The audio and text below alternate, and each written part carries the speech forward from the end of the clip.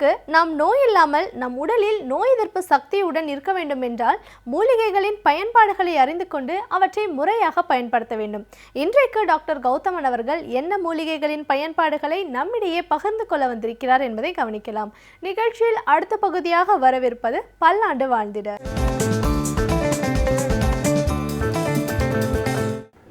அன்பான கலைஞர் தொலைக்காட்சி நேயர்களுக்கு என்னுடைய இனிமையான காலை வணக்கங்கள். இன்றைக்கி நம்ம பார்க்கக்கூடிய தாவரத்துடைய பெயர் நெல் பவழம் அப்படின்னு சொல்லக்கூடிய ஒரு வகையான செடி வகை தாவரம்.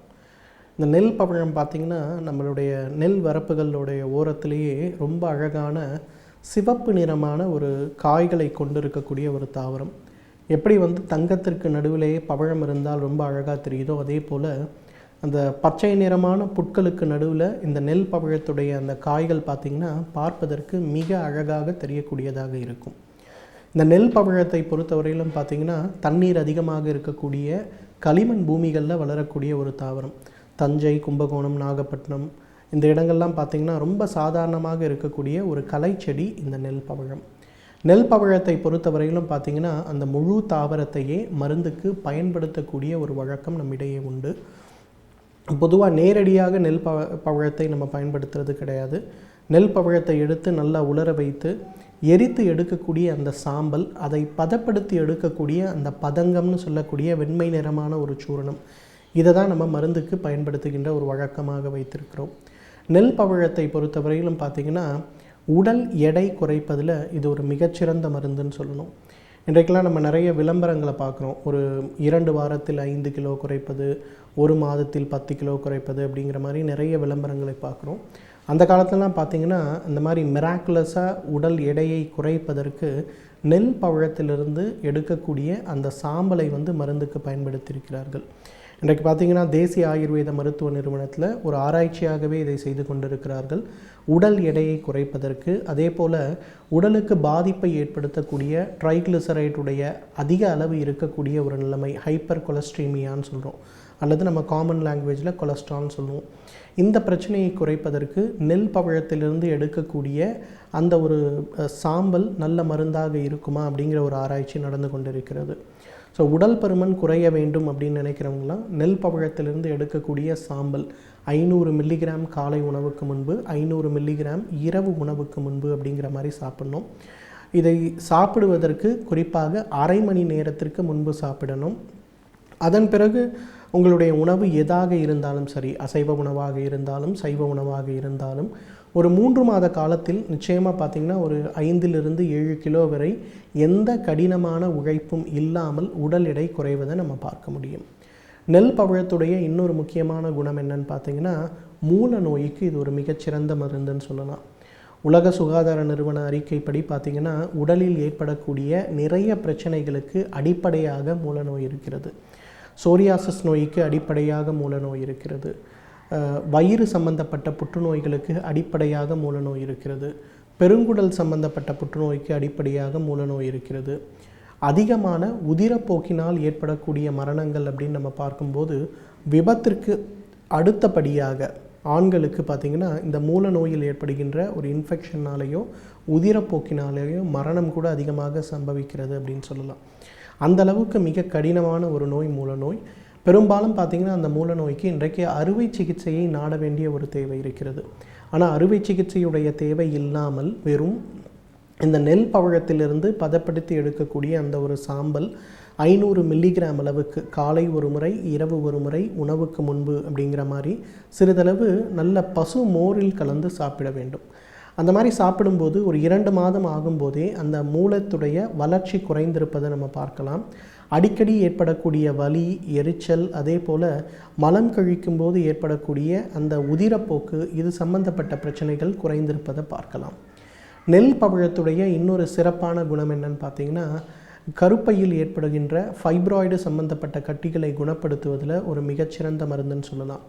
இன்றைக்கு பார்த்திங்கன்னா 35 வயதுக்கு மேற்பட்ட பெண்களிலிருந்து 60 வயதுக்குட்பட்ட பெண்கள் வரை பெரும்பாலும் பார்த்திங்கன்னா இந்த ஃபைப்ராய்டு நோயினால் பாதிக்கப்படுகிறார்கள். இது அதிகமாகும்போது பார்த்திங்கன்னா அடினோமயோசிஸ்ன்னு சொல்லக்கூடிய ஒரு நோயாக மாறுகிறது.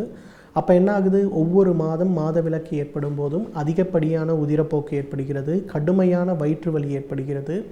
பெரும்பாலும் இந்த வலிகள் உதிரப்போக்கு அதிகமாக இருக்கும் போதெல்லாம் என்ன பண்ணிடுறாங்கன்னா, உடனே அந்த யூட்ரஸை சர்ஜரி மூலமாக ரிமூவ் பண்ணக்கூடிய ஹிஸ்டெக்டமின்னு சொல்லக்கூடிய ஒரு சிகிச்சைக்கு போயிடுறாங்க. ஆனால் அந்த யூட்ரஸ் எடுத்த பிறகு வரக்கூடிய பக்க விளைவுகள் ஆக்சுவல் நோயை விட மிக மோசமாக இருக்கிறத நம்ம பார்க்குறோம். உடல் எடை அதிகரிப்பது, எலும்புகளுடைய பலவீனம் ஏற்படுவது, இரத்த அழுத்தம் ஏற்படுவது, சர்க்கரை நோய் ஏற்படுவது, மன அழுத்தம் சம்பந்தப்பட்ட கோளாறுகள் ஏற்படுவது, இந்த மாதிரி நிறைய பிரச்சனைகள் ஏற்படுவதற்கு அந்த கருப்பை அறுவை சிகிச்சை ஒரு காரணமாக இருக்கிறத நம்ம பார்க்குறோம். ஸோ இது சம்பந்தப்பட்ட பிரச்சனைகள், இந்த கருப்பையில் ஏற்படக்கூடிய கட்டிகள்னு சொல்லக்கூடிய ஃபைப்ராய்ட்ஸ், அதே போல் அடினோமயோசிஸ் சம்பந்தப்பட்ட பிரச்சனைகள் ஏற்படும் போது இந்த பிரச்சனைகளை குறைப்பதற்கு, குணமாக்குவதற்கு இந்த நெல் பழத்திலிருந்து எடுக்கக்கூடிய சாம்பல் ஒரு மிகச்சிறந்த மருந்துன்னு சொல்லலாம். ஸோ இந்த சாம்பலை ஒரு 500 மில்லிகிராம் அளவுக்கு சிறிதளவு வாழைப்பழத்துடன் கலந்து காலை ஒரு முறை உணவுக்கு முன்பு, மதியம் ஒரு முறை உணவுக்கு முன்பு, இரவு ஒரு முறை உணவுக்கு முன்பு அப்படிங்கிற மாதிரி ஒரு நாளைக்கு 3 வேளை தொடர்ந்து சாப்பிட வேண்டும். ஒரு 3 மாதத்திலிருந்து 6 மாத காலம் தொடர்ந்து சாப்பிட்டு விட்டு அதன் பிறகு நம்ம வயிறை அல்ட்ராசவுண்டுன்னு சொல்லக்கூடிய அந்த ஒரு ஸ்கேன் செய்து பார்த்தோமேயானால் இந்த கருப்பையில் இருக்கக்கூடிய அந்த கட்டிகளுடைய அளவு எவ்வாறு குறைந்திருக்கிறது அல்லது குணமாகி இருக்கிறது அப்படிங்கிறத நம்ம பார்க்கலாம். அந்த அளவுக்கு கருப்பையில் ஏற்படுகின்ற கட்டிகளை குணமாக்கக்கூடிய சக்தி இந்த நெல் பவழத்திற்கு உண்டு. இந்த நெல் பவழத்துடைய இன்னொரு முக்கியமான குணம் என்னன்னு கேட்டிங்கன்னா, கண்கள் சம்பந்தப்பட்ட பிரச்சனை, குறிப்பாக கிளக்கோமா சம்பந்தப்பட்ட பிரச்சனைக்கு ஒரு மிகச்சிறந்த மருந்து. இன்றைக்கு பார்த்திங்கன்னா உலகத்தில் இருக்கக்கூடிய பெரும்பாலான கண் மருத்துவமனைகள் செய்கின்ற பெரிய ஆராய்ச்சியே கிளக்கோமாவுடைய தாக்கத்தை எவ்வாறு குறைப்பது அல்லது அந்த தாக்கத்தை எவ்வாறு நிறுத்துவது அப்படிங்கிறது தான். ஏன்னா பெரும்பாலான நேரங்களில் பார்த்திங்கன்னா கிளக்கோமாக்கு என்னதான் இன்றைக்கு சிகிச்சை முறைகள், அறுவை சிகிச்சை, இந்த மாதிரி நிறைய விஷயங்களை நம்ம செய்து பார்க்கும்போது கூட அந்த டிசீஸோட ப்ராக்ரஸ், அது பரவுகின்ற வேகத்தை பெரும்பாலும் நம்மால் கட்டுப்படுத்த முடிவதே இல்லை. அந்த மாதிரி இருக்கக்கூடிய பிரச்சனை இருப்பவர்களுக்கு இந்த நெல் பவழத்திலிருந்து எடுக்கக்கூடிய சாம்பல் உள்ளுக்கு ஒரு மருந்தாக எடுத்துக்கொள்ளும் போது அந்த கிளக்கோமா நோயில் ஒரு மிகச்சிறந்த மாற்றம் ஏற்படுவதை நம்மால் பார்க்க முடிகிறது. அந்த கிளக்கோமா நோயுடைய தாக்கம் குறைவதையும் அந்த கிளக்கோமா நோய் வேகமாக பரவாமல் இருப்பதையும் நம்ம பார்க்க முடியும். அந்த அளவுக்கு கிளக்கோமா சம்பந்தப்பட்ட பிரச்சனைகளுக்கு இந்த நெல் பவழம் ஒரு மிகச்சிறந்த மருந்து. எனவே நேர்களே, இந்த நெல் பவழத்திலிருந்து பதப்படுத்தி எடுக்கக்கூடிய அந்த ஒரு மருந்து உடல் எடை குறைப்பதற்கும், உடலில் இருக்கக்கூடிய கெட்ட கொலஸ்ட்ரால் அளவை சரி செய்வதற்கும், பெண்களுக்கு ஏற்படுகின்ற கருப்பை கட்டிகள் சம்பந்தப்பட்ட பிரச்சனைகளுக்கும், கிளக்கோமா சம்பந்தப்பட்ட பிரச்சனைகளுக்கும் இயற்கை கொடுத்திருக்கின்ற ஒரு மிகச்சிறந்த அருமருந்து. தகுந்த மருத்துவ ஆலோசனையின் பேரில் சரியான முறைப்படி இதை உபயோகப்படுத்தி வந்தோமேயானால் நம்மாலும் பல்லாண்டு காலம் ஆரோக்கியமாக வாழ்ந்திட முடியும். மனுஷபுத்திரன் அவர்கள் இன்றைக்குண்டான சமூக பிரச்சனையை நம் கண்முன் வைத்து அதற்கான தீர்வுகளையும் நம்மிடையே பகிர்ந்து கொள்ள வந்திருக்கிறார். அவற்றை கவனிக்கலாம். நிகழ்ச்சியில் அடுத்த பகுதியாக வரவிருப்பது தீதும் நன்றும்.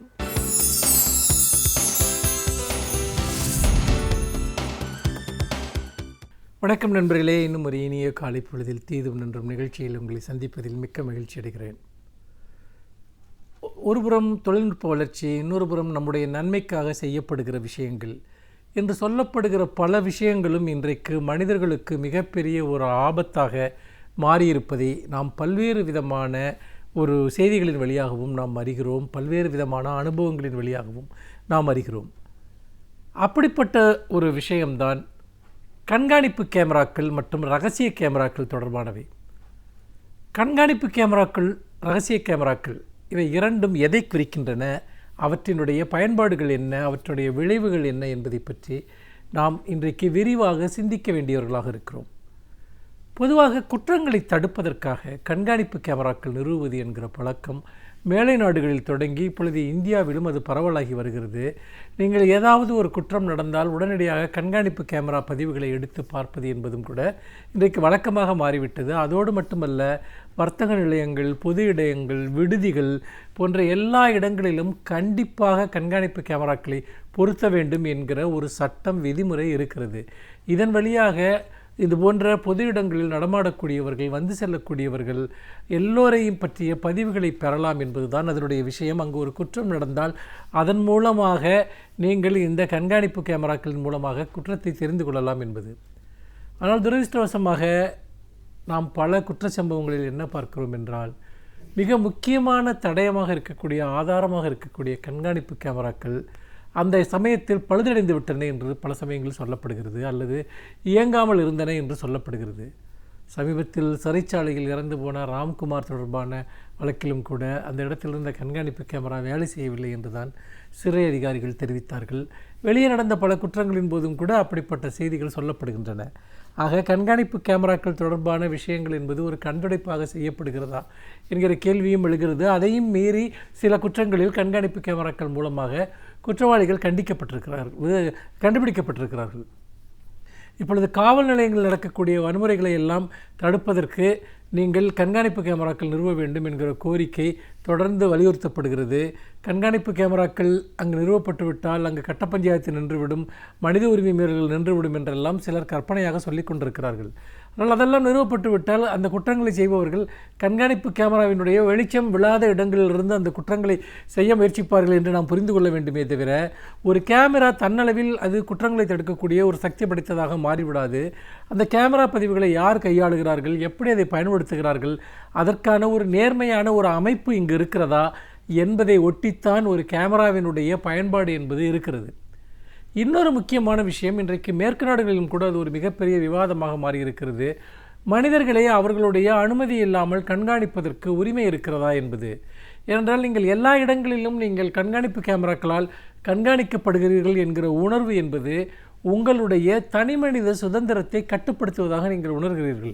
நீங்கள் எங்கு போனாலும் அது யாராலோ பதிவு செய்யப்படுகிறது என்பது அது உண்மையில் ஒட்டுமொத்த சமூகத்தையுமே ஒரு குற்றவாளிகளை கண்காணிப்பது போல கண்காணிக்கக்கூடிய ஒரு நிலையை ஏற்படுத்தி இருக்கிறது. அதனால் இந்த அதீதமான கண்காணிப்பு கேமராவை பயன்படுத்துகிற இந்த கலாச்சாரத்திற்கு எதிரான குரல்களும் கூட மேற்கு நாடுகளில் தீவிரமாக எழுந்து வருகின்றன. இது தனிமனித உரிமையின் மீது தொடுக்கப்படுகிற தாக்குதல் என்றும் சொல்லப்படுகிறது. அதனால்தான் கண்காணிப்பு கேமரா பயன்படுத்துகிற சில இடங்களில் கூட இங்கு உங்கள் பாதுகாப்பிற்காக கண்காணிப்பு கேமரா பொருத்தப்பட்டுள்ளது என்கிற அறிவிப்பை வைக்க வேண்டும், அவை இரகசிய கேமராக்களாக அங்கு வைக்கப்படக்கூடாது என்கிற ஒரு செய்தியும் சொல்லப்படுகிறது. இன்னொரு புறம் பார்த்தீர்கள் என்றால், பெரிய வணிக வளாகங்களில், கடைகளில் நீங்கள் நிறைய கண்காணிப்பு கேமராக்கள் பொருத்தப்படுகின்றன. அது பல சமயங்களில் ஒரு அந்த வளாகத்தினுடைய பாதுகாப்பு கருதி அல்லது திருட்டுக்கள் நடக்காமல் இருப்பதற்காக செய்யப்படுகின்றன என்றாலும் கூட அது உண்மையில் தொழிலாளர்களுடைய நடமாட்டத்தை முழுமையாக அங்கே இருக்கக்கூடிய மேலதிகாரிகள் கண்காணிப்பதற்காகத்தான் இந்த கேமராக்கள் பயன்படுகின்றன என்பதை பார்க்க முடிகிறது. அப்படி இருக்கிற போது அந்த நிறுவனத்தில் பணியாற்றக்கூடிய எல்லா தொழிலாளிகளுமே ஒரு கடுமையான மன அழுத்தத்திற்கு ஆளாகிறார்கள். அவர்கள் யாரிடமாவது பேசி கொண்டிருந்தாலோ அல்லது சற்று ஓய்வெடுத்தாலோ எது செய்தாலும் சரி மேலதிகாரிகளுடைய பார்வைக்கு வந்துவிடும் என்பது அவர்களை கடும் மன நெருக்கடிக்கு ஆளாக்குகிறது என்று தொடர்ந்து சுட்டிக்காட்டப்படுகிறது. இது ஒரு விதத்தில் தொழில் செய்யக்கூடிய இடங்களில் அது வாடிக்கையாளர்கள் மீது செலுத்தப்படுகிற நெருக்கடி என்பதை விட அந்த நிறுவனத்தில் பணியாற்றுகிற தொழிலாளர்கள் மீது கடுமையான ஒரு மன அழுத்தத்தை ஏற்படுத்துவதாக சொல்கிறார்கள். அப்படி இருக்கிற போது வரன்முறை இல்லாமல் இப்படி கண்காணிப்பு கேமராக்களை நீங்கள் வர்த்தக நிறுவனங்களிலோ வணிக வளாகங்களிலோ பொருத்துவது என்பது எந்த விதத்திலும் ஒரு நியாயமான ஒரு விஷயமாகப்படவில்லை. ஏனென்றால் நீங்கள் ஒரு கடைக்கு போனீர்கள் என்றால் அந்த கடையில் இருக்கக்கூடிய ஒவ்வொரு மூலையும் கண்காணிப்பு கேமராக்களால் கண்காணிக்கப்பட்டு ஒரு மேசையில் இருக்கக்கூடிய மேலாளரால் அது பார்க்கப்படுகிற போது ஒரு சர்வேலன்ஸ், ஒரு கண்காணிப்பு என்பது ஒட்டுமொத்தமாக ஒரு விஷயமாக அங்கு மாறிவிடுகிறது. இது எல்லாம் வெளிப்படையாக செய்யப்படுகிற, நிறுவனம் சார்ந்து செய்யப்படுகிற விஷயங்கள். இன்னொன்று இரகசிய கேமராக்கள் தொடர்பானது. அதாவது இந்த துணிக்கடை போன்றவற்றில் ஆடை மாற்றுகிற இடங்களில் இரகசிய கேமராக்கள் பொருத்தப்படுவதாக தொடர்ந்து புகார்கள் வருகின்றன. முன்னாள் மத்திய அமைச்சர் ஸ்மிருதி இரானி கூட அப்படி ஒரு கடையில், ஒரு துணிக்கடையில் போய் அவர் ஆடை வாங்கிய போது ஆடை மாற்றுகிற அறைக்குள் இரகசிய கேமரா இருப்பதை கண்டுபிடித்து அது ஒரு பெரிய பிரச்சனைக்கு ஆளானதை நாம் மறந்துவிடக்கூடாது. இப்படி இது மட்டுமல்லாமல் வேறு பல குற்றச்சாட்டுகள் தொடர்ந்து, அதாவது இது போன்ற விடுதிகளில், ஹோட்டல்களில், நீங்கள் குளியலறைகளில் அல்லது படுக்கை அறைகளில், அந்தரங்கமான இடங்களில் எல்லாம் கூட கண்காணிப்பு கேமராக்கள், இரகசிய கேமராக்கள் பொருத்தி வைக்கப்படுகின்றன. இன்னும் சொல்லப்போனால் நிலை கண்ணாடியின் பின்புறம் பொருத்தி வைக்கப்படுகிறது. இதன் காரணமாக பலருடைய அந்தரங்கங்கள் படமாக்கப்படுகின்றன. சமூக விரோதிகள் திட்டமிட்டு இதை செய்கிறார்கள் என்கிற ஒரு குற்றச்சாட்டு தொடர்ந்து இருந்து கொண்டிருக்கிறது. அதனால் தான் சமீபத்தில் சென்னை மாநகர காவல்துறை ஆணையர் ஒரு அறிவிப்பை வெளியிட்டிருந்தார்.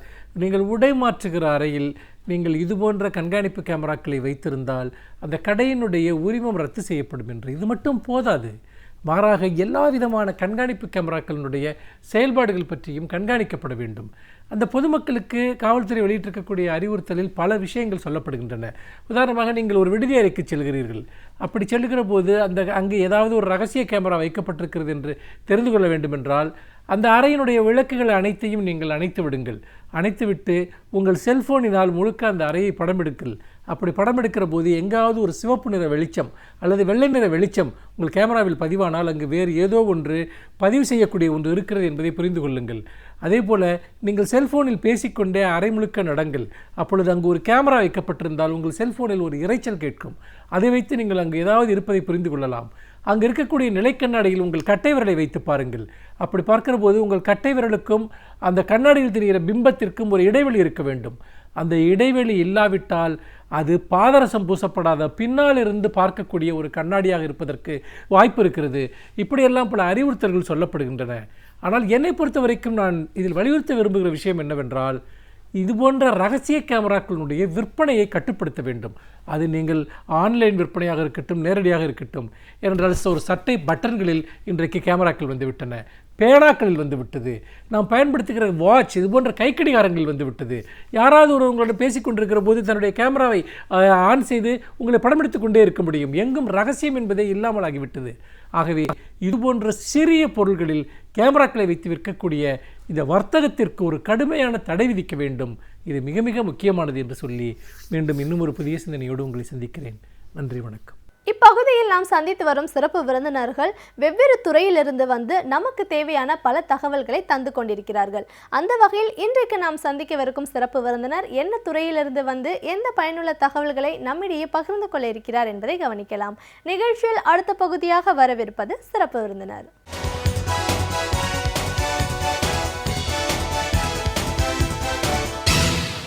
வணக்கம் நேயர்களே, விடியலேவா நிகழ்ச்சியின் சிறப்பு விருந்தினருக்கான நேரம் இது. இன்றைய சிறப்பு விருந்தினர் நுரையீரல் சிறப்பு மருத்துவர் டாக்டர் ஜெயராமன். ஒரு நுரையீரல் சிறப்பு மருத்துவரா நுரையீரல் சார்ந்த பிரச்சனைகள்லாம் என்ன, இதற்கான அறிகுறிகள் என்ன வரும், இதை நம்ம சாதாரணமாக எடுத்துக்க கூடாது, ஒரு மருத்துவரை போய் கண்டிப்பாக நம்ம பார்க்க வேண்டிய கட்டாயங்கள்லாம் எந்த மாதிரியான ஒரு சூழலில் வரும், இப்படின்னு பல விஷயங்களை நம்ம டாக்டர் கிட்ட கேட்டு தெரிஞ்சுக்கலாம். வணக்கம் டாக்டர். வணக்கம் மேடம். ஒரு நுரையீரல் சிறப்பு மருத்துவராக முதல்ல எங்கள் நிகழ்ச்சிக்கு உங்களை நாங்கள் வரவேற்கிறோம். நன்றி மேடம். நுரையீரல் சிறப்பு மருத்துவர் அப்படின்னு சொல்லும்போது பொதுவாக நுரையீரல் சார்ந்த பிரச்சனைகள் அப்படின்னா ஒரு ஆஸ்மா அப்படின்ற மாதிரி தான் எல்லாருக்கும் தெரியும். நம்ம சாதாரண காமன் கோல்டு அதில் போகும்போதே நம்மளுக்கு வந்து மூச்சு அடைக்குது, சரியான முறையில் மூச்சு விட முடியலன்னு ஒரு மருத்துவரை பார்க்குறோம். ஆனால் ஒரு பெரிய வியாதி, நாள்பட்ட வியாதி அப்படின்னா என்ன மாதிரியான நோய்கள் வர்றதுக்கு வாய்ப்பு இருக்குது, அதெல்லாம் அதற்கான அறிகுறிகள் நம்மளுக்கு எப்படி தெரியும், இன்றைக்கி இருக்கிற நவீன சிகிச்சை முறைகள் மூலமாக எந்த அளவுக்கு அதை நம்ம முழுமையாக சரிப்படுத்த முடியும், இப்படின்னு ஒரு முழுமையான பல கேள்விகளுக்கு உங்ககிட்ட இருந்து பதில்களை எதிர்பார்க்கணும் சார். ஒரு நுரையீரல் சிறப்பு மருத்துவர் அப்படிங்கிற முறையில் நுரையீரல் சார்ந்த பிரச்சனைகள், வியாதிகள் அப்படின்னா என்னெல்லாம் வரதுக்கு வாய்ப்பு இருக்குது? இந்த நுரையீரல் மருத்துவம் அப்படின்னு பார்க்கும்போது சுவாசம் சம்பந்தப்பட்ட வியாதிகள், அதாவது சுவாசப்பாதை அப்படிங்கிறது வந்து நோஸில் ஆரம்பித்து லங்ஸ்க்குள்ள, லங்ஸ் தான் நுரையீரல் அப்படிங்கிறது தான் முக்கியமான ஒரு ப்ரீதிங் ஆர்கன். இந்த நுரையீரல் சுவாசப்பாதையில் ஏற்படுற வியாதிகள் பார்த்திங்கன்னா, அதாவது அப்பர் ரெஸ்பிரேட்டரி, இந்த ட்ரக்கியான்னு சொல்லுவோம், இந்த கழுத்து பகுதியில் ட்ரக்கியாவுக்கு மேலே உள்ளது அப்பர் ரெஸ்பிரேட்டரி, இந்த ட்ரக்கியா ஓக்கல் கார்ட்ஸ் கீழே உள்ளது வந்து லோவர் ரெஸ்பிரேட்டரி, அதுதான் லங்ஸ் எல்லாமே வரும். இந்த அப்பர் ரெஸ்பிரேட்டரி ட்ராக்ட் டிசீசஸ்ன்னு பார்த்தீங்கன்னா மெயினாக வந்து அலர்ஜிக் டிசீசஸ்.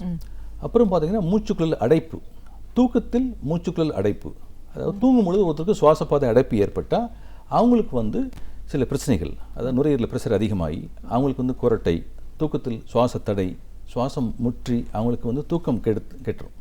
இதனால அவங்களுக்கு பகலில் சோர்வாக இருப்பாங்க. இது வந்து அப்ஸ்ட்ரக்டிவ் ஸ்லீப் ஆப்னியா அப்படிங்கிற ஒரு தூக்கத்தில் ஏற்படுற சுவாச தடை நோய். இது வந்து தூங்கும்போது தான் எல்லாருக்கும் ஏற்படும். இது வந்து அப்பர் ரெஸ்பிரேட்டரி ட்ராக்டில் ஏற்படக்கூடிய மிக முக்கியமான ஒரு வியாதி தான் அப்ஸ்ட்ரக்டிவ் ஸ்லீப் ஆப்னியா, தூக்கத்தில் சுவாச தடை அப்படிங்கிறது.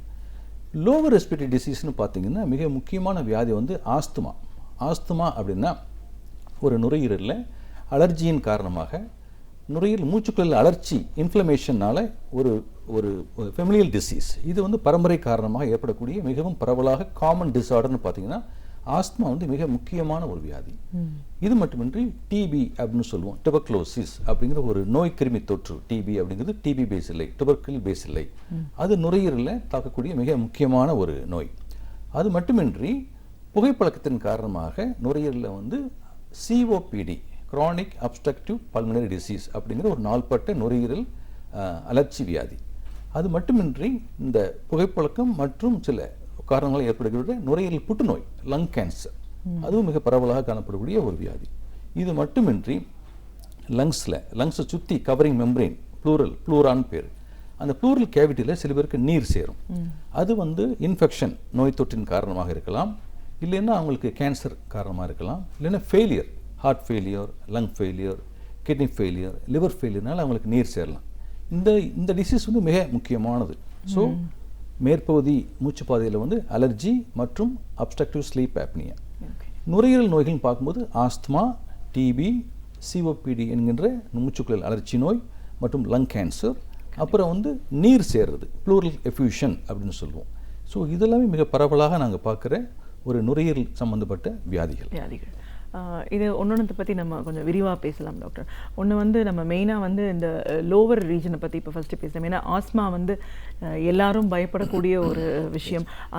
அது அலர்ஜினால தான் கூட அதிகப்படி ஆகுது. இட் லீட்ஸ் டு ஃபேட்டல்னு சொல்கிறதெல்லாம் பார்க்குறோம். ஒரு சரியான முறையில் கவனிப்பில்லைனாக்கா அது ஒரு ஐசியூவில் அட்மிட் பண்ணுற ஸ்டேஜுக்கெல்லாம் போகிற பேஷண்ட்ஸ் நம்ம பார்த்துருக்கோம். இந்த ஆஸ்மா அப்படிங்கிறது எப்படி சார், எந்த மாதிரியான நோய்? இது ஒரு பரம்பரை நோயா இல்லை அலர்ஜிக்கா? இதுக்கான தீர்வு அப்படின்னா முழுமையாக அதை சரிப்படுத்த முடியுமா? இந்த ஆஸ்துமா அப்படிங்கிறது பார்த்தீங்கன்னா பரம்பரை காரணமாக அது நுரையீரல் மூச்சுக்குள்ள ஏற்படுகின்ற ஒரு அலர்ச்சி நோய். அலர்ச்சி நோய் அப்படின்னா ஒரு ஒவ்வாமை நோய், இன்ஃப்ளமேட்டரி டிசீஸ் அப்படிமோ. இது வந்து முக்கியமாக பார்த்தீங்கன்னா அலர்ஜி அப்படிங்கிற தூண்டுதல் காரணமாக இந்த வியாதி வந்து அதிகமாக இருக்கும். இந்த ஆஸ்துமா வியாதி வந்து சிறுவர்கள் முதல் பெரியவங்களுக்கு யாருக்கு வேணாலும் வரலாம். சில டிசீஸ் வந்து பர்டிகுலராக 40 இயர்ஸ்க்கு மேலே வரும், சில பேர் சின்ன குழந்தைங்களுக்கு வரும். இந்த ஆஸ்மா அப்படி கிடையாது. ஆஸ்மா வந்து சின்ன வயது முதலேயே இந்த ஆஸ்மா அலர்ஜின்னு காரணமாக அப்படியே ஸ்டார்ட் ஆயிரும்.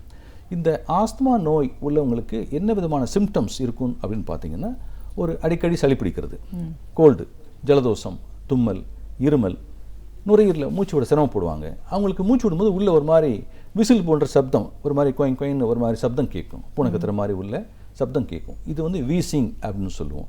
ஸோ இந்த சிம்டம்ஸ் இருக்கும், அடிக்கடி சளி பிடிக்கும். அதனால் இன்ஃபெக்ஷன், ஜுரம் வரலாம் அவங்களுக்கு. இது முக்கியமாக என்ன தூண்டுதல் காரணமாக வருதுன்னு பார்க்கும் பொழுது, இந்த ஆஸ்துமா அப்படிங்கிறது வந்து அலர்ஜியின் தூண்டுதல்கள், அலர்ஜென்ஸ் அப்படி சொல்லுவோம். அதாவது அலர்ஜென்ஸ் அப்படின்னா ஒவ்வாமை பொருள்கள், நமக்கு பிடிக்காத பொருள்கள் அப்படின்னு பார்க்கும்போது முக்கியமாக பார்த்தீங்கன்னா டஸ்ட்னா தூசி. அந்த தூசி மூலமாக ரொம்ப காமனாக இந்த அலர்ஜி தூண்டுதலாகி ஆஸ்துமா அப்படிங்கிற ஒரு வீசிங் நோய் வருது. இது மட்டும் இல்லாமல் இந்த காற்று மண்டலம் சுவாசிக்கும் பொழுது அந்த காற்றில் உள்ள தூசிகள், அப்புறம் வந்து பார்த்திங்கன்னா நிறைய கார்பன் பார்ட்டிகிள்ஸு, ரோட் டஸ்ட்டு, அப்புறம் வீட்டில் உள்ள ஹவுஸ் டஸ்ட்டு, அப்புறம் போலன்ஸ் அப்படிங்கிற சொல்கிற ஒரு ஃப்ளவர்ஸ் உள்ள பூக்கள்லேருந்து வர மகரந்த தூள், அது சுவாசிக்கும் போது ஏற்படக்கூடிய போலன் அலர்ஜி. இது மட்டும் இல்லாமல் வீட்டில் வளர்க்குற நம்ம பூனை, நாய், இதில் உள்ள தோலில் உள்ள ரோமங்கள், அது சுவாசிக்கிற கண்ணுக்கு தெரியாமல் அது உள்ளே போகிறதுனாலையும், மற்றபடி வீட்டை சுற்றி சுகாதாரம் இல்லாமல் ஏதாவது ஒரு டயர் நம்ம தீ வச்சு கொளுத்தும் போது அந்த புகை உள்ளே போகும்போதும், இண்டஸ்ட்ரி, ஃபேக்ட்ரியில், தொழிற்சாலையில் ஒர்க் பண்ணும்போது அவங்களுக்கு அந்த புகை சுவாசிக்கிறதுனா உள்ளே போகிறதுனாலையும், வீட்டில் வந்து அந்த விறகு அடுப்பு, இந்த மாதிரி அடுப்பில் உள்ள அந்த தூசி, அந்த புகை உள்ளே போகிறதுனாலையும், கோயிலில் பார்த்திங்கன்னா பூசாரிகள் சாம்பிராணி புகை போடுவாங்க, அந்த புகையை நாளடைவில் அவங்க சுவாசிச்சு, இந்த மாதிரி நிறைய தூண்டுதல் காரணமாக ஏற்படக்கூடிய ஒரு நோய் தான் இந்த அலர்ஜி, ஆஸ்துமா போன்ற வியாதி. ஸோ இந்த ஆஸ்துமாவுடைய அறிகுறி வந்து இருமல், வறட்டு இருமலாக இருக்கும். இரவு நேரங்கள் மற்றும் அதிகாலையில் வந்து தொந்தரவு அதிகமாக இருக்கும். அது ஹார்மோன் இம்பேலன்ஸ்லாம் அப்படி இருக்கும். இந்த ஆஸ்துமா பார்த்திங்கன்னா வீசிங் முக்கியமான ஒரு நோய் அறிகுறி. வீசிங் அப்படின்னா விசில் போன்ற சப்தம். நாமளும் சுவாசிக்கும் போது சப்தம் வந்து நார்மல் சவுண்ட் இருக்கணும், நார்மல் பிரெத் சவுண்ட்ஸ். விசில் போன்ற சப்தம் கேட்டால் அது வந்து ஒரு அப்நார்மல், மூச்சுக்குழல் சுருக்கம், மூச்சுக்குழல் சுருங்கி அவங்களுக்கு பிராங்கோஸ்பாசம், அதனால் அவங்களுக்கு வந்து மூச்சு விட கொஞ்சம் சிரமப்படுவாங்க, இருமல் இருக்கும், செஸ்ட் டைட்னஸ், நெஞ்சு அடைக்கிற மாதிரி இருக்கும் அவங்களுக்கு. ஸோ இதெல்லாமே ஒரு சிம்டம்ஸு. இது சிறுவர்கள் முதல் பெரியவங்களுக்கு வரைக்கும் யாருக்கு வேணாலும் வரலாம் இந்த அலர்ஜி, ஆஸ்துமா வியாதி. இந்த வியாதி உள்ளவங்களுக்கு நம்ம வந்து ட்ரீட்மெண்ட் எடுக்கணும். எடுக்கலைன்னா நுரையீரல் வந்து செயலிழந்துடும். ஸோ அந்த நுரையீரல் வியாதிகளுக்கு இந்த ஆஸ்துமா வியாதி வந்து முற்றிலுமாக கட்டுப்படுத்தலாம். அந்த வியாதியை ட்ரீட்மெண்ட்லாம், நல்ல ட்ரீட்மெண்ட்லாம் இருக்குது. ட்ரீட்டபிள் அண்ட் கண்ட்ரோலபிள் டிசீஸ், கட்டுப்படுத்தக்கூடிய வியாதி. க்யூரபிள் கிடையாது. க்யூரபிள் வேணும் அப்படின்னா இந்த மாதிரி தூசி புகை அந்த இன்ஹேல் பண்ணுறது, உள்ளே சுவாசிக்காமல் இருக்கணும். காற்றை சுவாசிக்காமல் நம்ம இருக்க முடியாது. காற்று மண்டலத்தில் நிறைய தூசிகள் இருக்கும். அதில் கிருமிகள், சில வகையான வைரஸ் கிருமிகள் சுவாசிக்கிறதுனாலையும் வைரஸ் கிருமி உள்ளே போய் அவங்களுக்கு ஆஸ்மா அலர்ஜி ஜாஸ்தியாகும். ஸோ இந்த தூண்டுதல்கள் இல்லாமல் நம்ம வந்து வாழ்கிறதுங்கிறது நமக்கு சாத்தியம் கிடையாது. அதனால் ஆஸ்மா அப்படிங்கிறத வந்து கண்ட்ரோலபிள், கட்டுப்படுத்தக்கூடிய ஒரு வியாதி. முழுமையாக கட்டுப்படுத்திடலாம். கட்டுப்படுத்துறதுனால அவங்களுக்கு மற்ற விதமான காம்ப்ளிகேஷன்ஸ் எதுவும் வராது. இப்போ இந்த அலர்ஜி ஆஸ்மா கட்டுப்பாடு எப்படி கட்டுப்படுத்துறது? இப்போ இவங்களுக்கு ஒரு பேஷண்ட்ஸ் வராங்க, அவங்களுக்கு இது ஆஸ்மா தானா எப்படின்னு அப்படி உறுதிப்படுத்துறது எப்படி? சில பேருக்கு இருமல், தும்மல், வீசிங் இருக்கும். ஃபேமிலி ஹிஸ்ட்ரி, அவங்க குடும்பத்தில் பார்த்தீங்கன்னா பெரியவங்களுக்கு, அவங்க அம்மா அப்பா தாத்தா பாட்டி, அவங்களுக்கு வந்து இதே மாதிரி சிம்டம்ஸ், இதே மாதிரி அறிகுறிகள், இருமல், சளி, வீசிங் போன்ற தொந்தரவு இருக்கும். நம்ம அதை ஹிஸ்ட்ரி கேட்கும்போது அவங்க சொல்லுவாங்க, ஆமாம் எங்கள் தாத்தாக்கு இந்த மாதிரி எங்களுக்கு வீசிங் இருந்தது அப்படின்னு சொல்லுவாங்க. ஸோ இதெல்லாம் பேஸ் பண்ணி அவங்களுக்கு வந்து நுரையீரல் செயல்திறன், பல்மனரி ஃபங்க்ஷன் டெஸ்ட், பிஎஃப்டின்னு சொல்லுவோம், அது டெஸ்ட் பண்ணும்போது இவங்களுக்கு ஆஸ்மா தானான்னு உறுதிப்படுத்தலாம். ஆஸ்மானு உறுதி ஆயிடுச்சுன்னா அவங்களுக்கு வந்து 2 வகையான ட்ரீட்மெண்ட் நாங்கள் கொடுப்போம். ஒன்று வந்து 2 ட்ரீட்மெண்ட் பார்த்தாங்களே மருத்துவ சிகிச்சையில் வந்து இன்ஹேலர், உள்ளிழுக்கும் மருந்துகள்னு லங்ஸில் நேரடியாக உள்ளே போய் அவங்களுக்கு நிவாரணம் கொடுக்குற, டிசீஸ் கண்ட்ரோல் பண்ணுற மருந்து இருக்குது. ஒன்று வந்து இன்ஹலேஷன் மெடிசின்ஸ், அது வந்து கண்ட்ரோலர் மெடிசின்ஸ் கொடுப்போம். இன்னொரு சைடில் வந்து ரிலீவர் மருந்து, நிவாரண மருந்து கொடுப்போம். ஸோ இந்த கண்ட்ரோலர் மருந்து, நிவாரண மருந்து கரெக்டாக எடுக்கணும். இந்த கண்ட்ரோலர் மருந்து, அதாவது கட்டுப்படுத்தக்கூடிய மருந்துகளை ரெகுலராக டாக்டர் ஆலோசனை பேரில் பஃப் வடிவில் ரெகுலராக எடுத்துக்கிட்டே இருக்கணும். எடுத்துக்கிட்டே இருந்தால் டிசீஸ் கண்ட்ரோல் ஆயிரும். அதையும் மீறி இருமல் வீசிங் இருந்தால் ரிலீவர் மருந்துகள் இருக்குது, அதை எடுத்தாச்சுன்னா அந்த வியாதி வந்து முற்றிலுமாக கட்டுப்பாடாயிரும். வெளியில் போகும்போது டஸ்ட்டில் இருக்கும்போது நம்ம கர்ச்சிப் கட்டிக்கலாம், மாஸ்க் போட்டுக்கலாம். சில தடுப்பூசிகள்லாம் இருக்குது, அதாவது நோய் தொற்று வராமல் இருக்கிறதுக்கு ஃப்ளூ தடுப்பூசி இருக்குது, நிமோனியா தடுப்பூசி இருக்குது.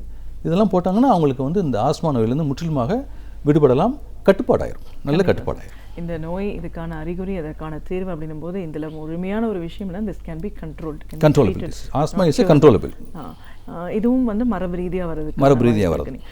டிபி அப்படிங்கிறது என்ன சார்? அதுவும் மரபு ரீதியானவா இல்லை அக்வைண்டன்ஸா எப்படி சார்? டிபி வந்து அக்வைர்ட் டிசீஸ், இது மரபு ரீதியாக வர்றது கிடையாது.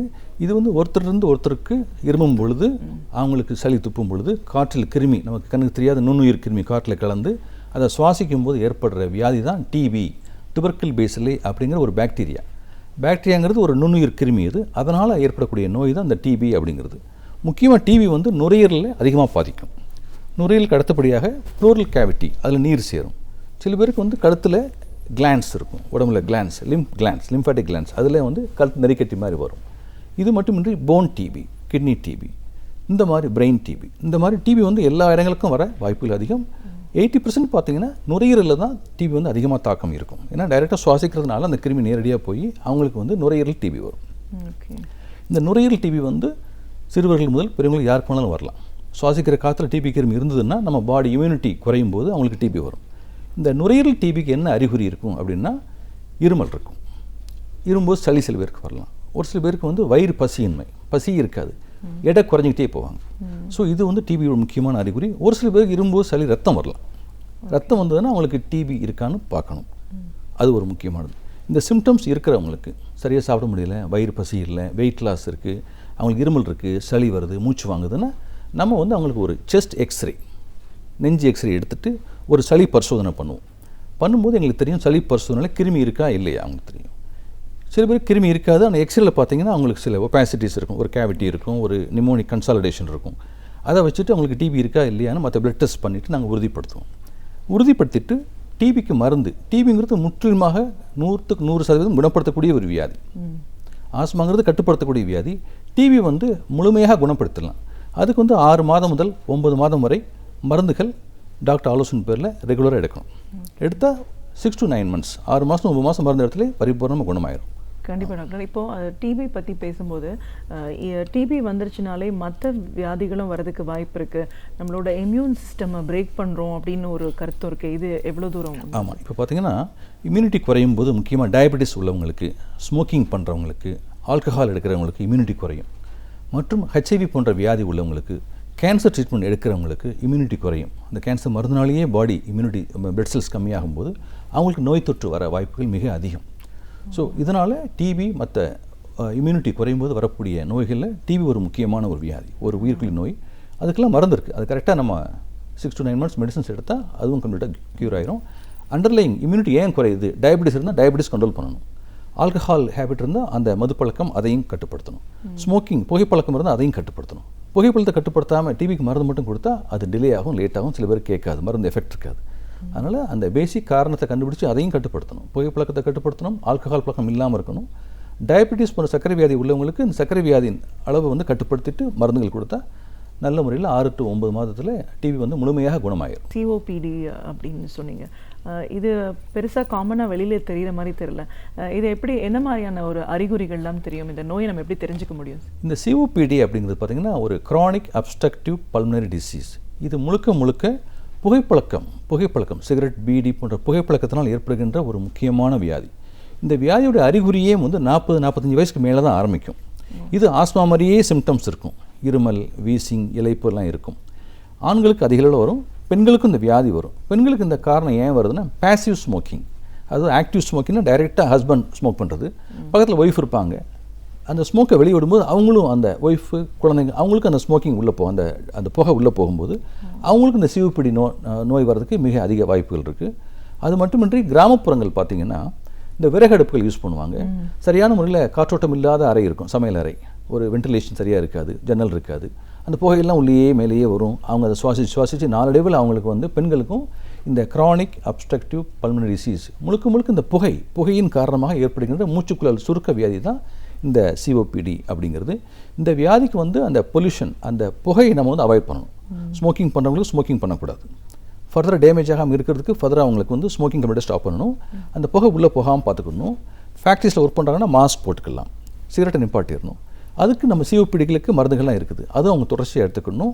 தடுப்பூசிகள் எடுத்துக்கணும். நுரையில் மூச்சுக்குழல் சுருங்காமல் இருக்கிறதுக்கு அவங்களுக்கு வேண்டிய மருந்துகள் எடுத்துக்கலாம். சிம்டம்ஸ்னு பார்த்தீங்கன்னா நோய் அறிகுறிகள் இதே மாதிரி இருமல், சளி, இளைப்பு, வீசிங், ஆஸ்மா போன்றே இருக்கும். ஆனால் இது வர்றது வந்து 40-45 வயசுக்கு மேலே தான் வரும். ஆஸ்மாங்கிறது சின்ன வயசுலேருந்தே ஸ்டார்ட் ஆயிரும். இந்த சிஓபிடி வந்து சிம்டம் அதே மாதிரி இருந்தாலும் 45 வயசுக்கு மேலே தான் ஆரம்பிக்கும். ஒரு 20 years 20 வருஷத்துக்கு அந்த எக்ஸ்போசருக்கு அப்புறம் தான் ஆரம்பிக்கும். இது வந்து கட்டுப்படுத்திடலாம். ஓரளவு கட்டுப்படுத்தக்கூடிய வியாதி தான் சிஓபிடி. ஆஸ்மா முற்றிலும் கட்டுப்படுத்திடலாம். இந்த சிஓபிடியை வந்து ஓரளவுக்கு கட்டுப்படுத்த முடியும். மருந்துகள், நல்ல மருந்துகள்லாம் இருக்குது, அதெல்லாம் கரெக்டாக கொடுத்தோம்னா இந்த நோய்களுடைய சிம்டம்ஸ்லேருந்து அவங்க மீண்டு வரலாம். ஓகே, ரொம்ப முக்கியமானது கேன்சர், புற்றுநோய் அப்படிங்கிறது வந்து அந்த பேரே எல்லாருக்கும் ஒரு பெரிய ஒரு பயம்படுத்துகிற மாதிரியான ஒரு டிசீஸ் சொல்லலாம். வீட்டில் யாருக்காவது ஒரு கேன்சர் அப்படின்னா அந்த குடும்பமே வந்து ஒரு மனதளவில் பெரிய ஒரு பாதிப்புக்கு ஆளாகிறோம். அதுலேயும் நுரையீரல் சார்ந்த பிரச்சனைகள்னு வரும்போது இதை எப்படி டயக்னைஸ் பண்ணுறது, இதுக்கான க்யூர் அப்படின்னா எப்படி? இந்த நுரையீரல் புற்றுநோயின்னு பார்த்தீங்கன்னா உலக அளவில் இந்த லங் கேன்சர் மிக முக்கியமான கேன்சர். இது ஒரு முதலிடத்தில் இருக்குது உலக அளவில் பார்க்கும்போது. ஸோ இந்த நுரையீரல் புற்றுநோய் வந்து புகைப்பழக்கம் மற்றும் புகைப்பழக்கம் இல்லாமல் சில ரேடியேஷன், சில அன்னோன் ரீசன், நம்ம காரணம் தெரியாமல் கேன்சர் வருது. இந்த கேன்சர் வர்றது வந்து லங் கேன்சர் பொறுத்த மட்டும் 3ல் ஒருத்தருக்கு தான் நம்ம வந்து ஆரம்பத்திலே கண்டுபிடிக்க முடியும். அவங்களுக்கு சிம்டம்ஸ் இருக்கும், ஆரம்பத்திலே கண்டுபிடிச்சிடலாம். இன்னும் ஒருத்தருக்கு பார்த்திங்கன்னா 1/3 பார்த்திங்கன்னா அவங்களுக்கு அட்வான்ஸ் டிசீஸ் ஆனதுக்கப்புறம் தான் சிம்டம்ஸே வெளியே தெரிய ஆரம்பிக்கும். லங்கில் கேன்சர் வந்து அந்த கட்டி வந்து மூளைக்கு பரவி மூளையில் ஃபிட்ஸ் வந்ததுக்கப்புறம் நமக்கு தெரிய ஆரம்பிக்கும். ஒரு சில பேருக்கு லிவரில் பரவிடும். ஜாண்டிஸ் வந்ததுக்கப்புறம் நம்ம பார்க்கும்போது தெரியும் நுரையீரலேருந்து கட்டி லிவர் கல்லீரல் போயிருக்கு, அதனால் ஜாண்டிஸ் வருதுன்னு தெரியும். ஸோ இந்த நுரையீரல் புற்றுநோய் ஆரம்பத்தில் கண்டுபிடிக்கிறது வந்து மிகவும் கஷ்டம். ஒரு 1/3 வந்து டைரெக்டாக ப்ரெசென்ட் பண்ணுவாங்க, அவங்களுக்கு வந்து நம்ம டெஸ்ட் பண்ணி பார்க்கலாம். ஒரு சில பேர் வந்து பார்த்திங்கன்னா வேறு ஏதோ ஒரு டெஸ்ட் பண்ணுவாங்க, ஒரு ஆப்ரேஷன் பண்ண போகிறாங்க, செஸ்ட் எக்ஸ்ரே எடுத்து பார்ப்பாங்க. பார்க்கும்பொழுது அவங்களுக்கு நுரையீரலில் ஒரு சின்ன கட்டி இருக்கிற மாதிரி தெரியும். அதை நம்ம பயாப்சி அப்படிங்கிற ஒரு திசு பரிசோதனை பண்ணும்போது பார்த்தா அதில் கேன்சர் இருக்குன்னு தெரியும். இப்போ இந்த மாதிரி நம்ம இன்சிடென்டலாக கண்டுபிடிக்கிற கேன்சருக்கு நம்ம வந்து ஸ்டேஜிங் பண்ணிவிட்டு அவங்களுக்கு வந்து சிகிச்சை கொடுத்தா முற்றிலும் குணமாயிரும். அது 1/3 தான். மற்ற 2/3 வந்து கம்ப்ளீட்டாக குணமாகாது. அவங்களுக்கு கீமோதெரப்பி, ரேடியோதெரப்பி போன்ற தொடர் சிகிச்சை அவங்களுக்கு மேற்கொள்ள வேண்டும். அப்படி பண்ணும்போது தான் அவங்களுக்கு இந்த லங் கேன்சரை வந்து அவங்களுக்கு கட்டுப்படுத்த முடியும். ஸோ ஆப்ரேஷன் மூலமாக ஆரம்ப ஸ்டேஜில் குணப்படுத்திடலாம், கம்ப்ளீட் க்யூர். ஸ்டேஜ் 3A அப்படி போகும்போது அவங்களுக்கு வந்து ஆப்ரேஷன் பண்ணிவிட்டு சில கீமோதெரப்பி, ரேடியோதெரப்பி மருந்துகள் கொடுத்து அவங்களை கட்டுப்படுத்தணும்.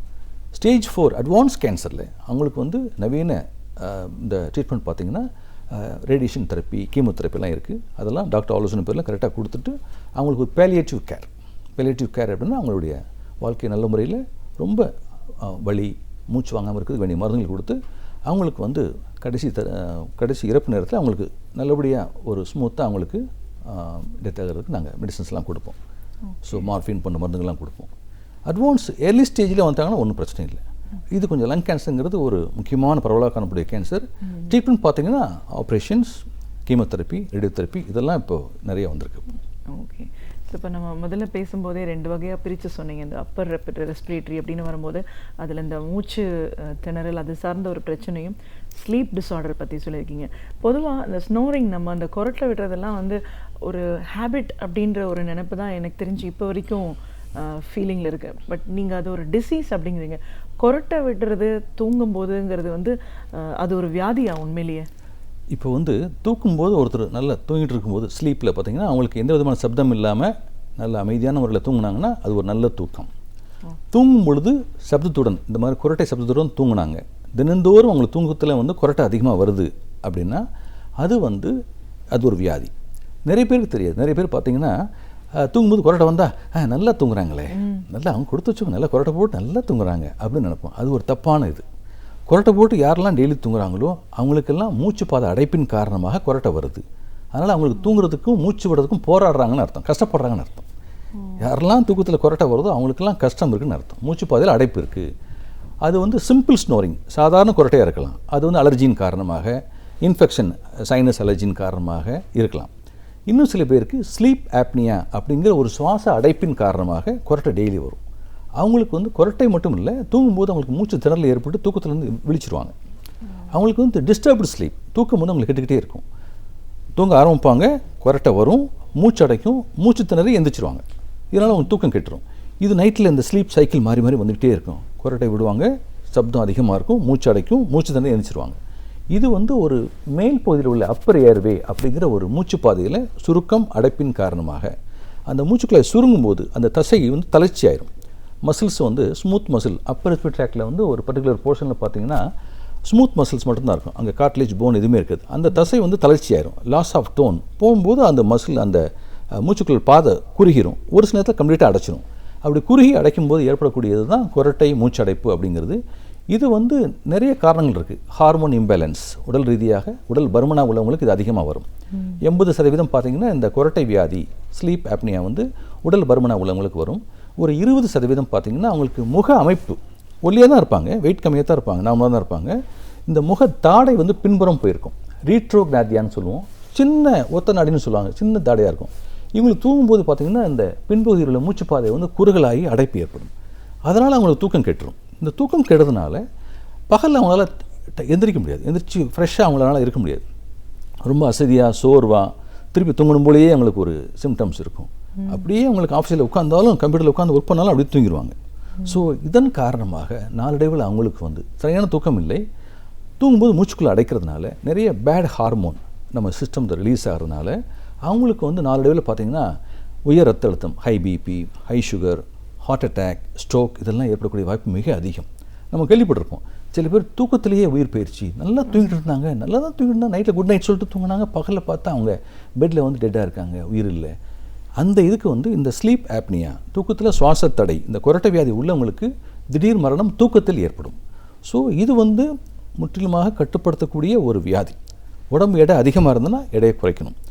இது வந்து சுவாச தடை இருக்கா இல்லையான்னு எப்படி கண்டுபிடிக்கிறது? உடல் பருமனாக இருக்காங்க, இல்லை பருமன் இல்லாமல் இருக்காங்க, தொடர்ச்சியாக குரட்டை வருது, பகலில் சோர்வாக இருக்காங்க, பகலில் தூக்கமாக வருது, இதை மட்டும் வச்சு நம்ம ட்ரீட்மெண்ட் கொடுக்க முடியாது. ஒரு ஸ்லீப் டெஸ்ட் அப்படின்னு ஒரு டெஸ்ட் இருக்குது. அது நைட்டில் தூங்கும்போது நம்ம ரெக்கார்ட் பண்ணுறது. அந்த ரெக்கார்டிங்ஸில் அவங்களுக்கு தூக்கம் எப்படி இருக்குது, குரட்டை எப்படி இருக்குது, சுவாசம் எப்படி இருக்குது, மூச்சுப்பாதை அடைப்பு எப்படி இருக்குது, ஆக்சிஜன் குறைபாடு இருக்கா இல்லையா, எத்தனை தடவை தூக்கத்தில் மூச்சு தண்ணீர் இருக்குன்னு அந்த ரெக்கார்டிங்ஸ் நாங்கள் பண்ணுவோம். அந்த ரெக்கார்டிங் பண்ணும்போது ஸ்லீப் டெஸ்ட்டில் எங்களுக்கு பகலில் அந்த கம்ப்யூட்டரில் டவுன்லோட் பண்ணி பார்க்கும்போது தெரியும் தூக்கம் எப்படி இருந்தது, சுவாசம் எப்படி இருந்தது. அதை பார்த்துட்டு அவங்களுக்கு இந்த ஸ்லீப் ஆப்னியா வியாதி இருக்கா இல்லையா உறுதிப்படுத்திட்டு அவங்களுக்கு ட்ரீட்மெண்ட் எடுக்கணும். எடுத்தால் தான் மற்ற பெரிய வியாதிகள், இந்த மூச்சுக்குள்ள அடைப்புனால மாரடைப்பு, மூளை அடைப்பு, பக்கவாதம், கேன்சர், ஆக்சிடென்ட்டு, பகலில் சோர்வு, மேல்நாடுகளில் பார்த்திங்கன்னா இந்த குரட்டை வியாதினால் நிறைய வந்து family separations, divorce. Recently marriage ஆகிருக்கும், ஒரு 1 வீக் 10 days 1 monthலேயே டைவர்ஸ் அப்ளை பண்ணிடுவாங்க. கேட்டால் அது வந்து எங்களுக்கு குரட்டை ஜாஸ்தியாக இருக்குது, ஹஸ்பண்ட் ஒய்ஃப் வந்து கோஆப்ரேட் பண்ண மாட்டாங்க. Indirectly it affect the sexual life also, loss of libido, sexual இன்ட்ரெஸ்டே போயிடும் அவங்களுக்கு. இதனால் நிறைய டைவர்ஸ் ஆகுது. ஸோ இது மட்டுமின்றி இப்போது நம்ம ட்ராவல் பண்ணிகிட்டு இருக்கோம், கோ பேசஞ்சர்ஸ் அவங்களுக்கு ரொம்ப டிஸ்டர்பன்ஸாக இருக்கும். அவங்களே தட்டி எழுப்பி விட்ருவாங்க, சார் என்ன சார் இப்படி தூங்குறீங்க, இப்படி குரட்டை போட்டு தூங்குறீங்க, எங்களால் தூங்கவே முடியலையே அப்படின்னு அவங்க சொல்லுவாங்க. ஸோ அந்த அளவுக்கு இந்த குரட்டை அப்படிங்கிறது வந்து ஒரு வியாதி. யாருக்கெல்லாம் தொடர்ச்சியாக குரட்டை இருக்கோ அவங்களுக்கெல்லாம் இந்த ஸ்லீப் டெஸ்ட் அப்படிங்கிற பரீட்சை பண்ணி ஸ்லீப் ஆப்னியா இருக்கா இல்லையா, இந்த தூக்கத்தில் சுவாச தடை இருக்கா இல்லையான்னு பார்க்கணும். இருந்ததுன்னா நம்ம ட்ரீட்மெண்ட் கொடுக்கணும். கொடுத்தா தான் மற்ற பெரிய வியாதிகள், உயர் ரத்த அழுத்தம், high BP, sugar, diabetes, heart attack, stroke, திடீர் மரணம், இந்த வியாதிகள்லாம் வராது. ட்ரீட்மெண்ட் பார்க்கும்போது இப்போ உடல் பருமனாக இருந்தால் உடல் பருமன் குறைக்கணும். ஸ்பெசிஃபிக் ட்ரீட்மெண்ட் பார்த்திங்கன்னா அவங்களுக்கு நைட்டில் தூங்கும்போது ஒரு சிபேப், சிபிஏபி அப்படின்னா ஒரு கண்டினியூவஸ் பாசிட்டிவ் ஏர்வே ப்ரெஷர் அப்படிங்கிற ஒரு ட்ரீட்மெண்ட் கொடுப்போம். அது நைட்டில் தூங்கும்போது அந்த மாஸ்க் போட்டு அவங்க தூங்கிடணும். மாஸ்க் போட்டுக்கிட்டாங்கன்னா ப்ரெஷரில் வந்து காற்று அவங்களுக்கு தொடர்ச்சியாக உள்ளே போகும்போது மூச்சுப்பாதை வந்து குறுகலாகாது, எப்போவுமே விரிஞ்சு டைலட்டாகவே இருக்கும். ஸோ மூச்சுப்பாதை சுருங்காமல் அந்த மிஷின் பார்த்துக்கிடும். சிபேப் அப்படிங்கிற மிஷின் வந்து பார்த்துக்கிடும். அந்த மாஸ்க்கை டெய்லி போடணும். சைட் பை சைடு அவங்களுக்கு வந்து வேறு ஏதாவது ஹார்மோன் இம்பேலன்ஸ், தைராய்டு ஹார்மோன் குறைபாடு இருந்தால் அதை நம்ம கரெக்ட் பண்ணணும். உடல் பருமனாக இருந்தாங்கன்னா வெயிட்டு குறைக்கணும். ரொம்ப வெயிட் அதிகமாக இருக்காங்க, ஒருத்தர் வராரு இப்போது 130 கிலோ 120 கிலோ இருக்காங்க, ரொம்ப உடல் பருமனாக இருக்குன்னா அவங்களுக்கு வந்து பேரியாட்ரிக் சர்ஜரி அப்படின்னு சில அறுவை சிகிச்சை இருக்குது. அந்த அறுவை சிகிச்சை மூலமாக உடல் எடை குறைக்கும் போது ஒரு 30-40 கிலோ குறைக்கும் போது அவங்களுக்கு இந்த ஸ்லீப் ஆப்னியா வியாதி மறையக்கூடிய வாய்ப்பு மிக அதிகமாக இருக்குது. ஸோ இதெல்லாமே ஒரு முக்கியமான ட்ரீட்மெண்ட். ஸோ கொரட்டை அப்படிங்கிறது சாதாரணமாக எடுத்துக்கூடாது. இப்போ பார்த்திங்கன்னா கொரட்டை வியாதி வந்து ரொம்ப காமனாக இருக்குது. அதை கண்டுபிடிக்கிற டெஸ்ட்டும் ரொம்ப ஈஸியாக வந்திருக்கு, ஸ்லீப் டெஸ்ட்டு. அது நைட்டில் தூங்கும்போது அவங்க வீட்லேயே, பேஷண்ட் வீட்லேயே நம்ம பண்ணிக்கலாம். தூக்க பரீட்சை வந்து ஸ்லீப் டெஸ்ட் வந்து பேஷண்ட் வீட்லேயே நம்ம டெக்னீஷியன்ஸ் போய் அட்டாச் பண்ணிட்டு அவங்க வந்துருவாங்க. டெக்னீஷியன் அவங்க எப்போ தூங்கினாலும் தூங்கலாம். இல்லை அவங்க பாத்ரூம் போய்ட்டு வந்துக்கலாம், தண்ணி குடிச்சிக்கலாம், நார்மலாக தூங்கும்போது தூங்க வேண்டியது. காலையில் எழுந்திரிச்சோன்னா அதை ஆஃப் பண்ணிவிட்டு டாக்டர் கிளினிக்கில் வந்துட்டு ஆஃபீஸில் அதை நம்ம கம்ப்யூட்டரில் டவுன்லோட் பண்ணி பார்க்கும்போது தெரியும் எந்த வியாதி இருக்குது அப்படின்ட்டு. அவங்க அந்த ட்ரீட்மெண்ட் கரெக்டாக எடுத்தாங்கன்னா major disease, life threatening problem, sudden death, தூங்கிட்டு இருக்கும்போதே உயிர் பிரிகிறது, ஹார்ட் அட்டாக் வர்றது, ஸ்ட்ரோக் வர்றது, ஹை பிபி வர்றது, இந்த மாதிரி எல்லாமே வந்து முழுமையாக வந்து கட்டுப்படுத்திடலாம். ஸோ இந்த கொரட்டை வியாதி, மூச்சுக்குள் அடைப்பு வியாதி அப்படிங்கிறது மிக முக்கியமான ஒரு வியாதி. இது வந்து ட்ரீட்மெண்ட் இருக்குது, இது நம்ம டெஸ்ட் இருக்குது. டெஸ்ட் பண்ணி ட்ரீட்மெண்ட் எடுத்தாங்கன்னா மேஜர் ப்ராப்ளங்கள் வராமல் நம்ம வந்து அவங்க லைஃப்பை நல்லபடியாக பாதுகாத்துக்கலாம். ஒரு நுரையீரல் சிறப்பு மருத்துவர் அப்படிங்கிற முறையில் இன்றைக்கி நுரையீரல் சார்ந்த பிரச்சனைகள் அப்படின்னா கிட்டத்தட்ட முழுமையாக எல்லா விதமான வியாதிகள் பற்றி நம்ம இப்போ பேசியிருக்கோம்.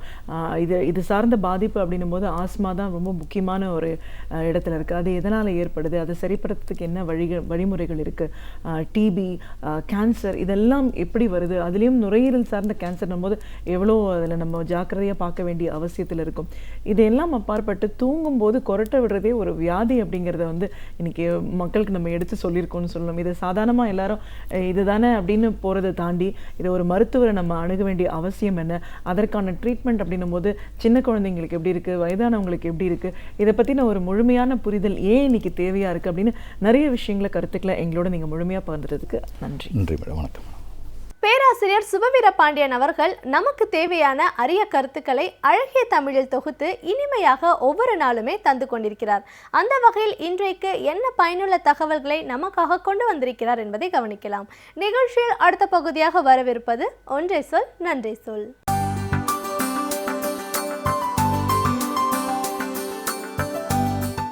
அனைவருக்கும் என் அன்பு வணக்கம். கடவுள் உண்டு இல்லை என்கிற வாதங்கள் ஏதோ தமிழ்நாட்டில் மட்டும்தான் இருக்கின்றன என்று நாம் கருத வேண்டியதில்லை. இன்றைக்கும் உலகம் முழுவதும் நடந்து கொண்டிருக்கிற மிகப்பெரிய விவாதம் எது என்று கேட்டால் அதுவாகத்தான் இருக்க முடியும். இன்றைக்கு குறிப்பாக ஐரோப்பா, அமெரிக்கா போன்ற நாடுகளில் கடவுள் மறுப்பு சிந்தனை கூடிக்கொண்டிருக்கிறது.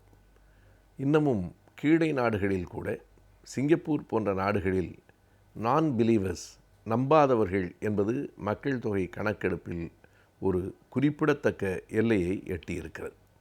இன்றைக்கு உலக அளவில் இருக்கிற மதங்களில் யார் யாரெல்லாம் எந்தெந்த மதங்களை சார்ந்தவர்கள் என்று கணக்கெடுக்கிற போது அதில் 3-4வது இடத்திற்கு கடவுள் நம்பிக்கை அற்றவர்களினுடைய எண்ணிக்கை வந்திருக்கிறது.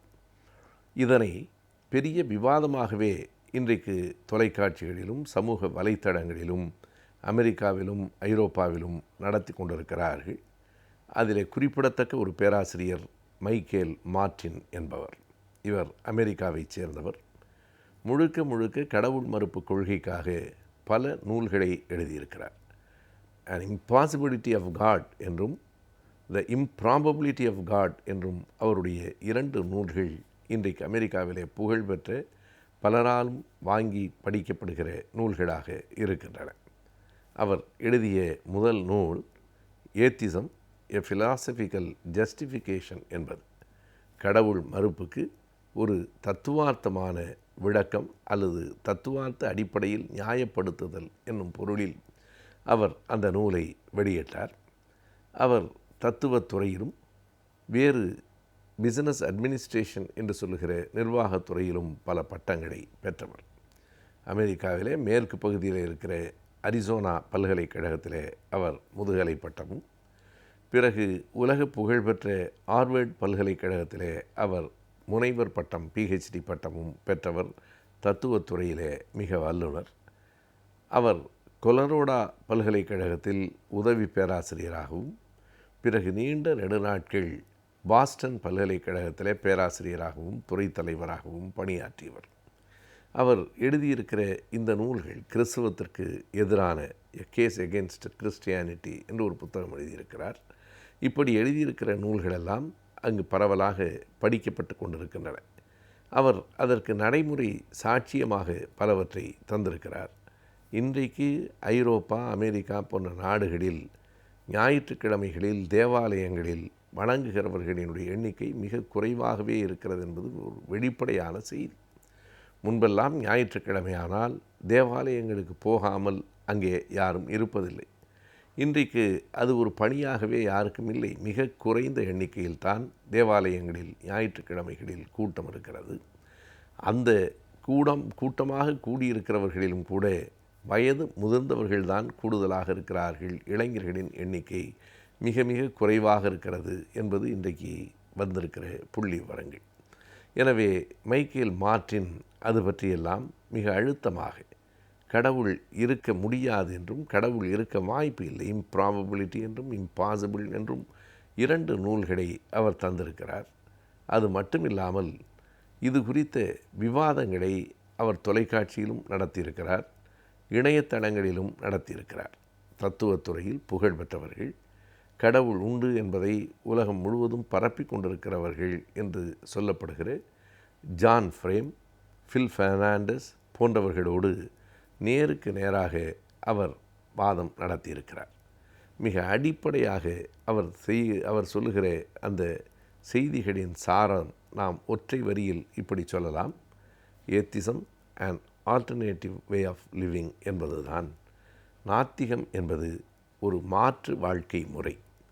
எப்படி இன்றைக்கு மதம் என்பதை அது மதம் அல்ல, அது வாழ்க்கை முறை, வாழ்வியல் முறை என்று சொல்லுகிறார்களோ, அதே வரிகளில் மைக்கேல் மார்ட்டின் சொல்லுகிறார், கடவுள் மறுப்பு என்பதும் ஒரு மாற்று வாழ்க்கை முறை, an alternative way of living என்பதுதான் அதனுடைய சாரம்.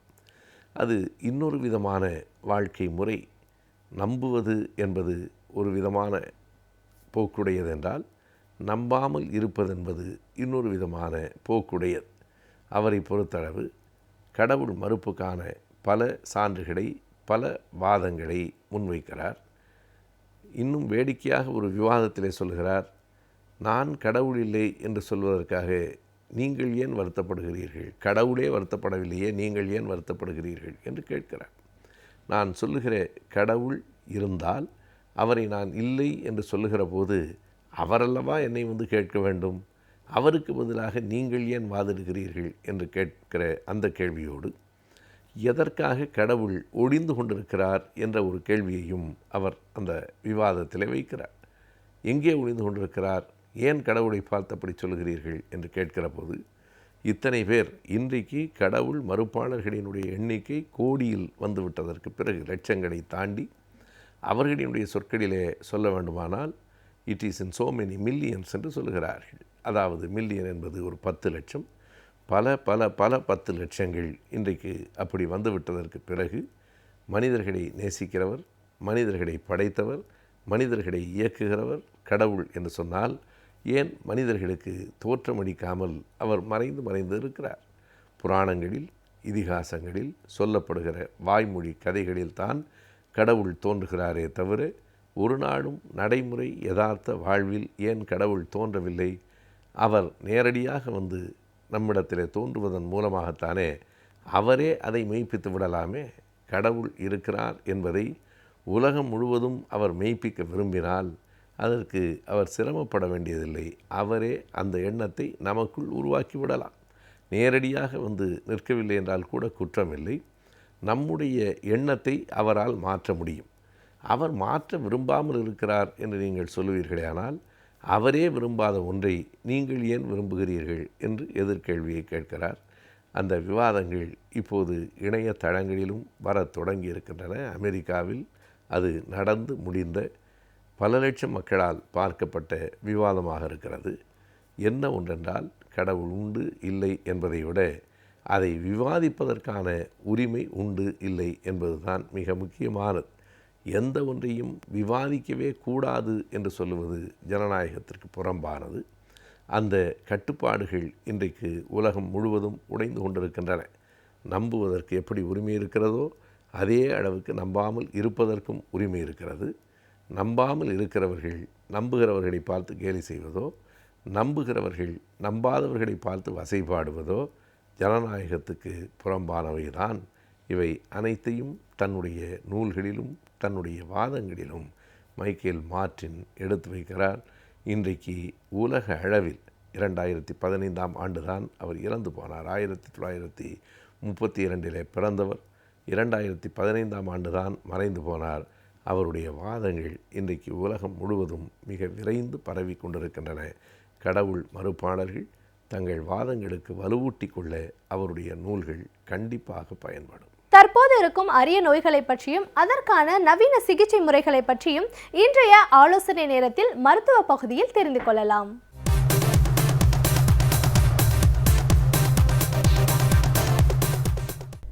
அன்பான கலைஞர் டிவி நேயர்களுக்கு இனிய காலை வணக்கம். இந்த வாரம் ஆலோசனை நேரத்தில் நம்ம தைராய்டு உறுப்பு சார்ந்த புற்றுநோயை பற்றி பார்ப்போம். இப்போ இன்றைக்கி கேன்சர் வருது, உங்களுக்கு எந்த கேன்சருங்க வேணும் அப்படின்ட்டா தைராய்டு கேன்சர் நம்ம தாராளமாக சூஸ் பண்ணலாம். ஏன்னா அது 100க்கு 100 குணப்படுத்தக்கூடிய ஒரு கேன்சர். தைராய்டு அப்படின்னா என்ன? தைராய்டுன்றது ஒரு கிளாண்டுங்க, நம்ம கழுத்தில் இருக்கும், பட்டர்ஃப்ளை ஷேப்டு, நம்ம பாப்பாத்தி பார்க்குறோம்ல அந்த ஷேப்பில் இருக்கக்கூடியது.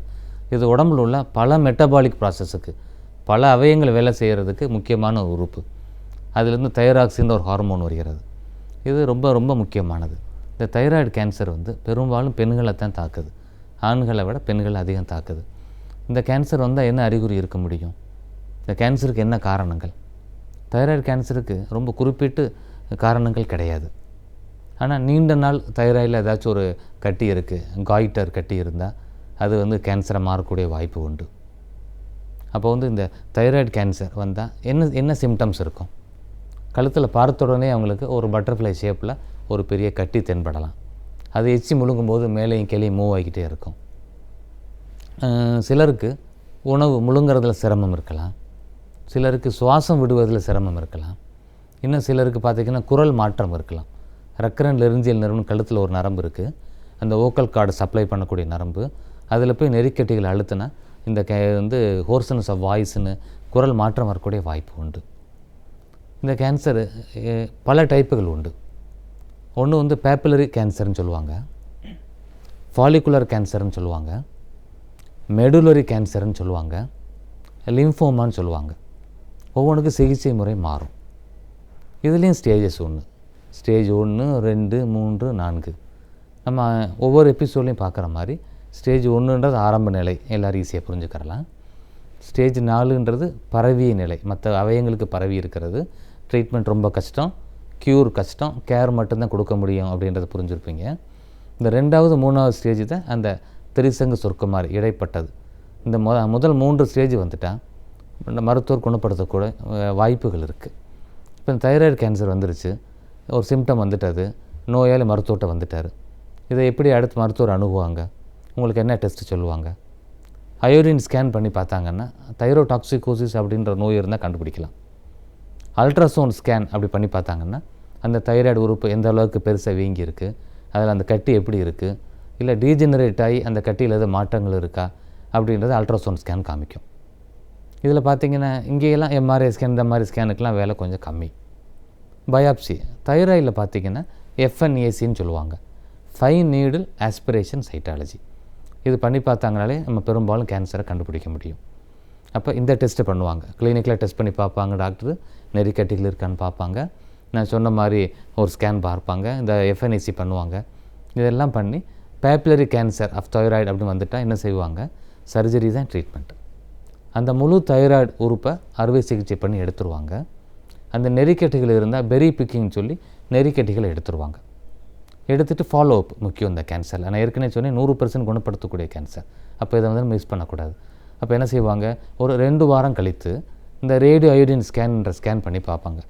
ரேடியோ அயோடின்ற அந்த ட்ரக்கை கொடுத்த உடனே அது வந்து உடம்புல தைராய்டு உறுப்பு அந்த செல்ஸு வேறு இடத்துல போய் பரவி இருந்தால் அந்த இடத்துல போய் இந்த அயோடின் போய் ஒட்டிக்கிறோம். அப்போ பரவி இருக்கான்னு கண்டுபிடிக்கலாம். பரவலை அப்படின்னு வச்சுக்கோங்க, ரொம்ப சந்தோஷம். 6 மாதத்துக்கு ஒரு முறை இந்த ஸ்கேனை ரிப்பீட் பண்ணி பார்த்துக்கிறோம். சில வருஷங்களுக்கு பண்ணணும், ஒரு 5 வருடத்துக்கு பண்ணணும். ஃபாலிகுலர் கேன்சர் அப்படின்னு வந்துட்டால் அறுவை சிகிச்சை தான் பிரதானமான வைத்தியம், குணப்படுத்தக்கூடிய ஒரு வைத்தியம். இந்த லிம்ஃபோமா அப்படின்னு வந்துட்டோம்னா அறுவை சிகிச்சை அதிகம் பலன் தராது, பரவிய நிலையில் தான் நம்ம பார்ப்போம். அப்படி நேரத்தில் கீமோதெரப்பின்ற சிகிச்சை முறை, மருந்து கலவை சிகிச்சை முறை, ரேடியோ தெரப்பின்ற கதிர்வீச்சு சிகிச்சை முறை ஓரளவுக்கு அவங்களுக்கு அந்த நோயை கட்டுப்படுத்தி ஒரு நல்ல வாழ்க்கை தரக்கூடிய வாய்ப்பு இருக்கும். இதுவே பார்த்திங்கன்னா தைராய்டில் கூட செகண்டரி கேன்சர்ஸ்னு வேறு உறுப்புகள்லேருந்து பரவி வந்திருக்க கேன்சரை பார்த்துருக்குறோம். அதுக்கும் ட்ரீட்மெண்ட் பார்த்திங்கன்னா அறுவை சிகிச்சை தான். அப்போ வந்து இன்றைக்கி தேதிக்கு இருக்கக்கூடிய எல்லா கேன்சர்களையும் குணப்படுத்தக்கூடிய வாய்ப்பு அதிகம் உள்ளது. மனிதன் அதிகம் பாதிக்காத ஒரு நோய் அப்படின்னு எடுத்துக்கிட்டோம்னா இந்த தைராய்டு அவயம் தான், தைராய்டு கேன்சர் தான்.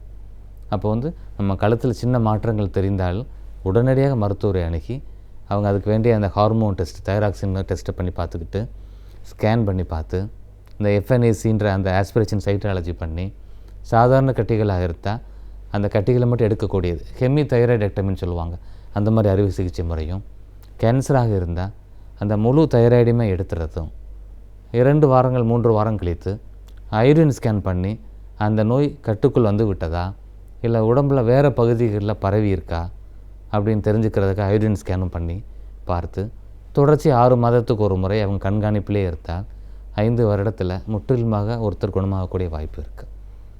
தைராய்டு கேன்சர் இன்னும் ஒரு சின்ன ஒரு நல்ல விஷயம் என்னென்னா, ஒரு நுரையீரலுக்கோ வேறு இடத்துக்கோ பரவி இருந்தால் லோக்கலைஸ்டாக ஒரு இடத்துல மட்டும் இருந்தால் அதை மட்டும் அறுவை சிகிச்சை பண்ணி எடுக்க முடியும். மற்ற கேன்சரில் இல்லாத அளவுக்கு இதில் அது ஒரு வாய்ப்பு இருக்குது. கீமோதெரப்பி தைராய்டு கேன்சரில் பெரும் பலன் அளிக்காது. அது வந்து ஒரு பேலியேட்டிவ் கேர்ன்னு சொல்லுவாங்க.